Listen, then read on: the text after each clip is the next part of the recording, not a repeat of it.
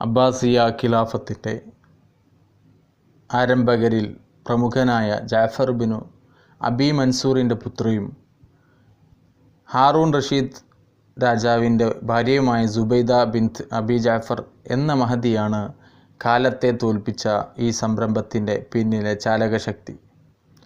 വലിയ ധർമ്മിഷ്ഠയും ഭക്തയുമായിരുന്ന സുബൈദ ഹജ്ജിന് പോയപ്പോൾ വെള്ളത്തിൻ്റെ അപര്യാപ്തത മൂലം ഹാജിമാർ അനുഭവിക്കുന്ന പ്രയാസം നേരിട്ട് കാണാനിടയായി.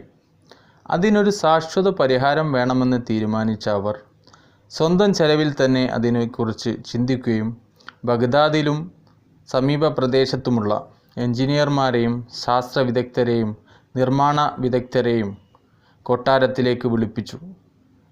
കൃത്യമായ പഠനത്തിന് ശേഷം അവർ നിർമ്മാണത്തിനുള്ള പദ്ധതികൾ ആരംഭിച്ചു.